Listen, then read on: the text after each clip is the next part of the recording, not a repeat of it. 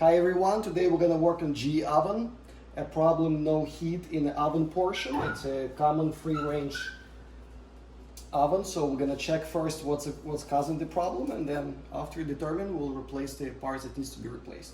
We will need a 1/4 inch screwdriver. We take 2 screws in the back in order to have access to the igniter, because the igniter is the most common issue with the oven no heat. We will lift the back end of the panel and slide it out.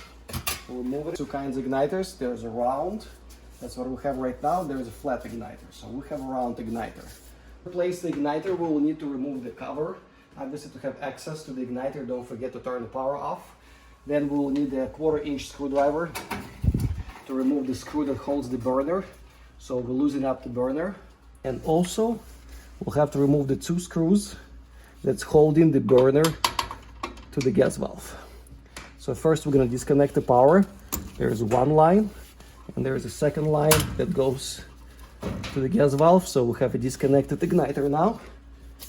And all we need to do is here to remove 2 1/4 inch screws, and we can pull the burner all together with the igniter on it. Reason why we're doing it, because we don't have access to the screws because they angled, so we have to remove the whole burner assembly with the igniter in order to replace the igniter. Take same screwdriver, 1/4 inch. We're just gonna remove the screws from it.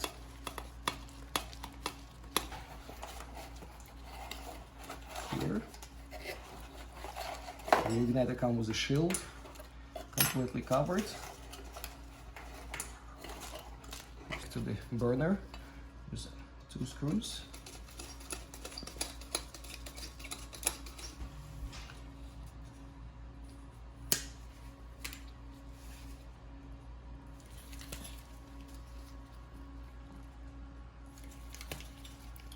Okay, perfect. So we'll clear it. So now we have our wire nuts, high temperature wire nuts. They usually ceramic and they're white. So make sure you use your proper wire nuts.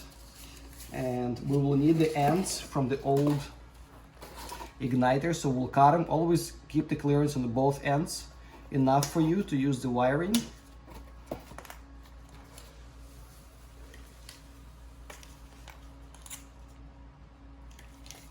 I'm gonna clear them, get them together, cut the end a little bit just to make it smaller. And we'll put the wire nuts.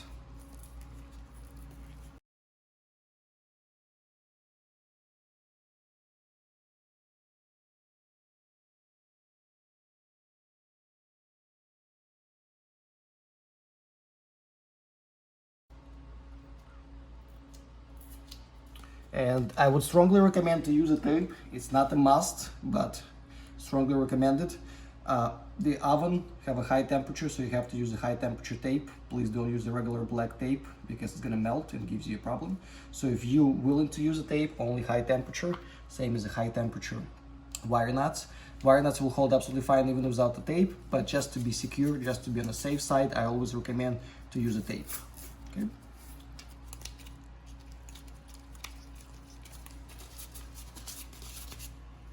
There's one, and we'll tape the second end too.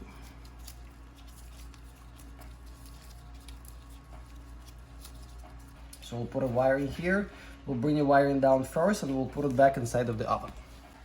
Okay, so first screws, we're gonna put one that inside on the bottom of the oven. Those will go first attached. So everything here for now is loose because we might have to adjust the burner. That's number 1.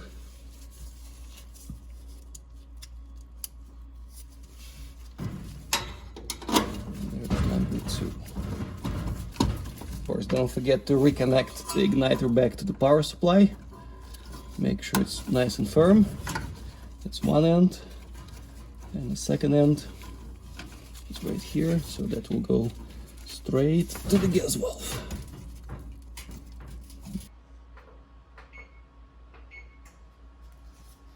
Okay, and we will test it to see how it works. We can see that the igniter is glowing. That's a good sign. Should light up in less than 2 minutes. We should see the flame in less than 2 minutes. That's very important. And there's our flame shortly come out, no problem. So we can turn it off.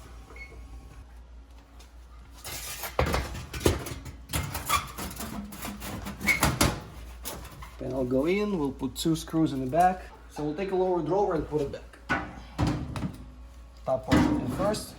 I'll make sure it's sliding in gently. Double check, and it's good to go. All set.